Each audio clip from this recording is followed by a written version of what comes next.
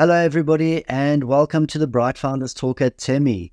Temi is an international software development company that designs, builds, and delivers software for sustainable businesses and promising startups. My name is Matthew, and I'm joined today by Mr. Michael Kamleitner, who is the CEO at Walls.io and a founder at SWAT.io. How are you today, Michael? Doing great. Happy Monday. Hi, Matt. Hi, everyone in the Temi community. Happy to be here. Fantastic. Thank you for joining us today.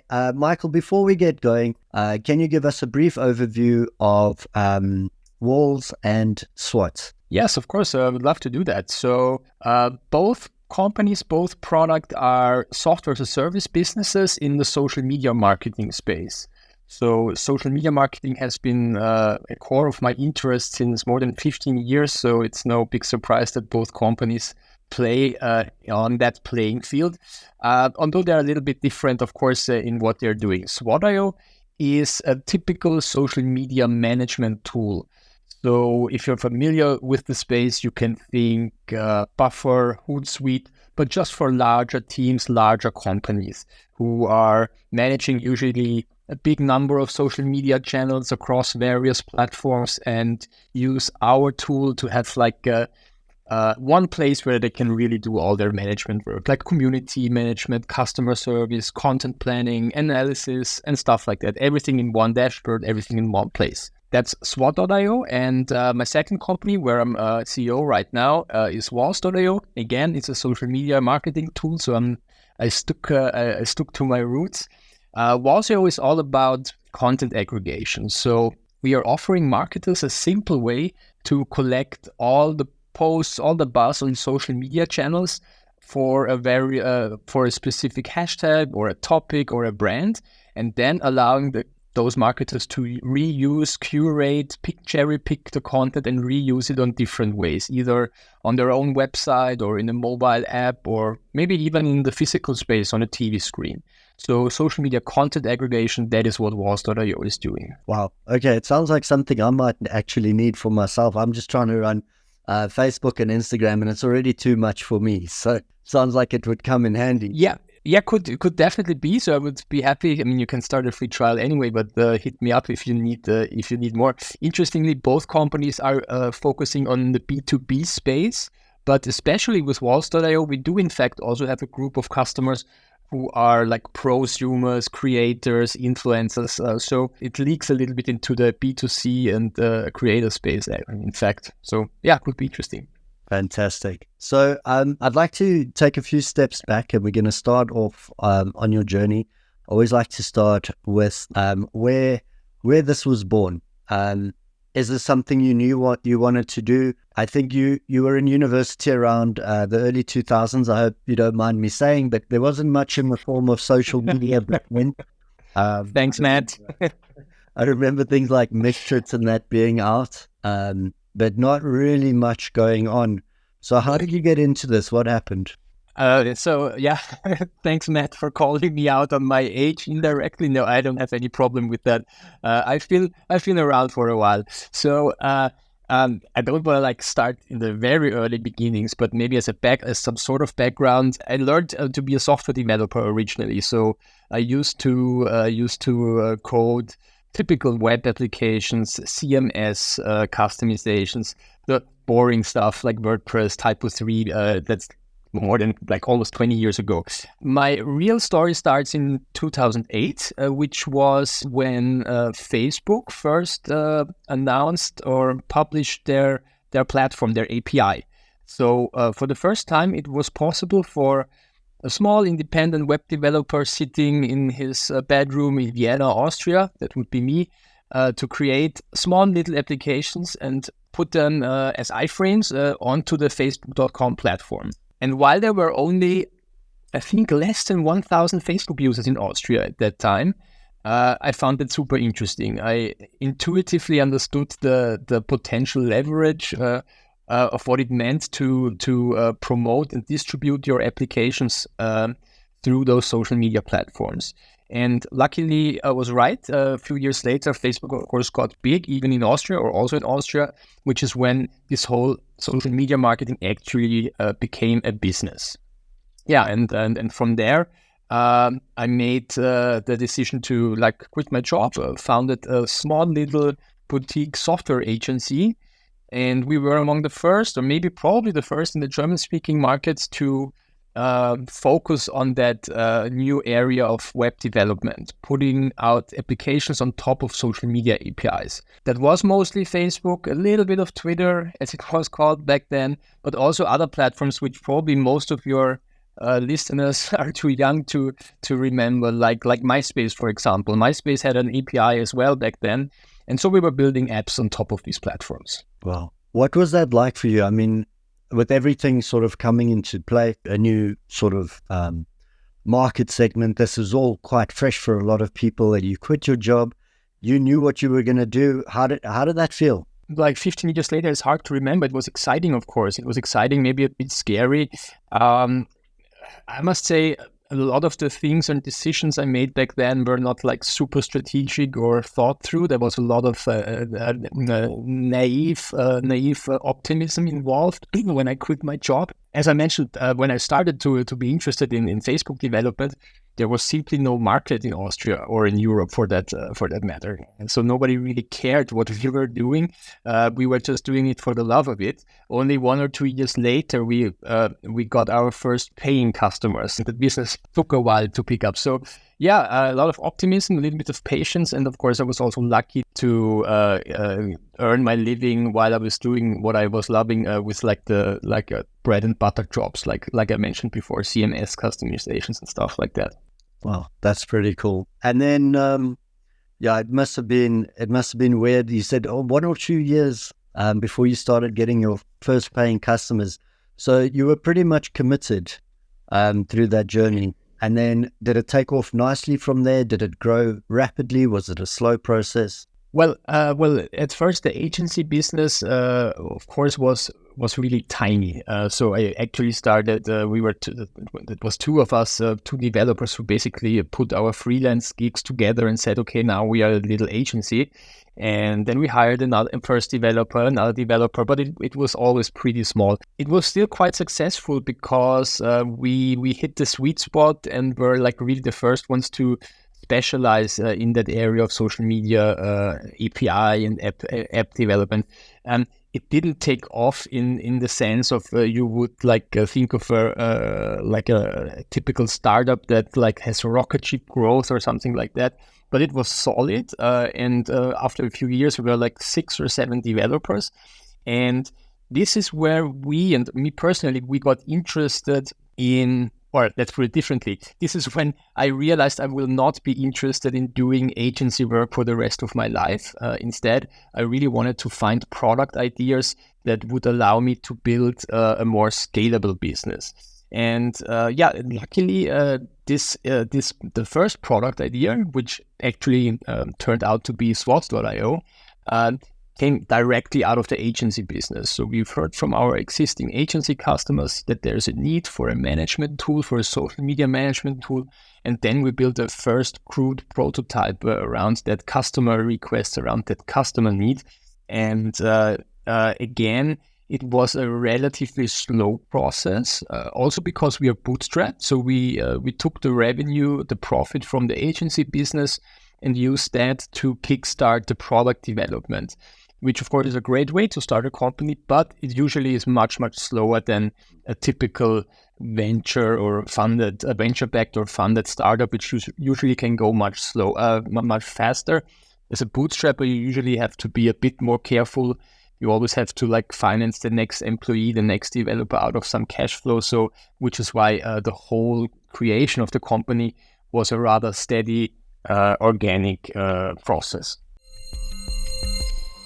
So yeah, a little bit different doing it yourselves versus getting the funding. Was there a reason you chose to take that route? I think it boils down to my personal views and my character. I do have a strong tendency to have full control and not be dependent on anyone else. And obviously, if you are funded, you're giving away part of your company, and maybe in the second round even more parts of your company. And at one point, you are of course not the only person in the driver's seat anymore. And I think that was a thought that was not appealing to me. That's one way to look at it, especially in hindsight. But to be honest, like almost 12 years ago in Austria, fundraising was not something that was very common and very typical. So it was pretty early in terms of in terms of startups, in terms of how to raise money and stuff like that. So I simply also was not very knowledgeable about these things. So it seemed just a way more easier and made more sense to me to bootstrap the company. And what about your growth? Tell me a little bit about building your teams, about getting the right people around you, making sure that you have people that understand your objectives, that have a like mindset. How do you go about doing that?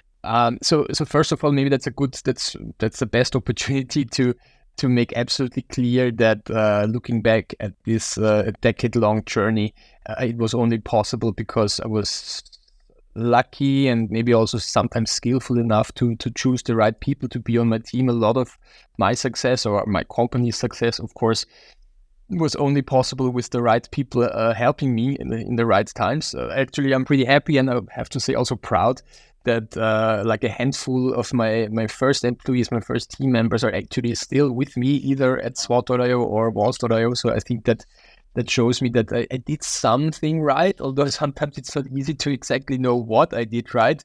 But at least these guys stuck around for more than a decade, and that really makes me proud and happy. What's interesting, of course, again, going back to this bootstrapping where everything is a little bit slower and you just can't hire a management team immediately, right? There's just no money for that. So you have to work what you have got. And usually that means, or in my case, that meant that me as a founder, I basically have to be very versatile and learn and adapt to do almost anything that comes up. I used to be a software developer. That was the first role I actually delegated. At some point, I understood that A, I might not be the best software developer in the world, and B, that there's other role to fill in this young and growing company. So I handed over the engineering engineering team to my later CTO Johannes, who is, by the way, now CEO at SWOT.io. That's one of the guys I was talking about, who's with me for so long. And so then I had to learn other stuff. So we were only developers, right? Organization was super flat, 7 or 8 developers. Nobody was selling, nobody was marketing. So first I dug into marketing. I was the first marketer at the company until I reached a point where I could finally afford to hire a professional, a real marketer. Okay, I did that. Then I had to think about sales. So I started to sell the product and was the first salesperson. Again, I did that with modest success. Of course, founders always have a little bit of an advantage when selling. They don't need to be natural born sellers for that. But once I was growing enough, okay, I was hiring my first professional salesperson. And basically that story goes on until today, that every 1 or 2 years I have to adapt my role and learn something new until I understand and reach the point and can afford to hire a real professional. So I think that's also what keeps the journey interesting. So I'm not complaining about that. Like I said, it's the way bootstrapping goes usually. That is really cool. Thank you for sharing that with us. I think it's a interesting take to hear that, and especially how you had to learn all the different pieces. And like you said, then when you know what you're doing, you're confident to hand it over. You have an idea of what's going on. You can give it to someone and say, that's your job now. That's fantastic. It also has a big advantage, of course, if you at one point in the organization's life have been doing most of the tasks, most of the roles yourself. However bad you did it, but at least you have a certain insight what it takes to market your product, sell your product. I think that that helps tremendously when later hiring the right people into the right seats, especially on the management layer, when you have this basic understanding. If I was a new like a first time founder and I had absolutely no idea on how to build build software, I think it would be really, really difficult to find the right CTO. Whether if I've done it before myself on an amateur level, maybe, but still, that is a big help to find the right people, and I think also, of course, to have some checks and balances to really understand what your team is actually doing and where there might be problems, where they're doing well. I think that helps a lot. And again, it also plays, I think, to my personality to be more like a universalist and not a specialist in any particular area. Absolutely. And I suppose also understanding some of the difficulties. When you've worked in an industry like that, or when you've worked in a certain department, and you know some of the challenges, you're able to help or give advice, or at least when someone says, look, this is going to be difficult, you understand why they're saying it's going to be difficult. And it must be nice to have that insight. Tell me a little bit now about your projections. Where do you want to go? What are you thinking about when you look forward? Looking at both of my companies and everything I said so far, I think applies to both businesses. There's all those learnings, all those experiences basically apply to both companies. And it's also true for the aspiration where we are going to, where we are aiming at.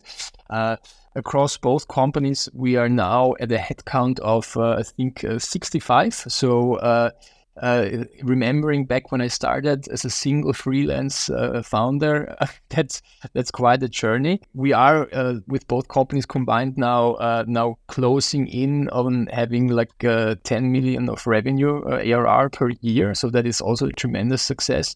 I think the aspiration for both companies is to keep growing that way. I think each of the businesses is on its projection to reach 10 million ARR on its own and not just combined, while staying profitable, while staying independent. So we don't plan to change that in any way.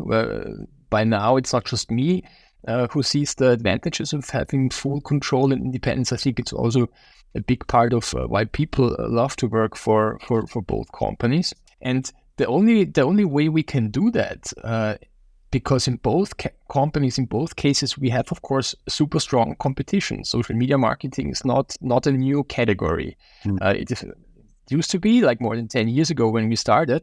But nowadays, of course, as most B2B software categories, it is pretty crowded. Competition is strong.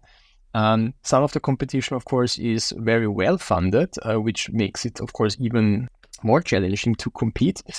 So I believe if we want to grow these companies even further organically, if we want to reach the next milestone, 10 million ARR, who knows what comes afterwards, we have to start with the product. So in order to stay competitive, we always need to have an edge over the competitors in terms of how good is our product, how can we come up with new stuff to provide more value to our customers, how can we incorporate new technologies, like of course currently AI is all the rage. How can we incorporate that? How can we create more value out of that for our customers?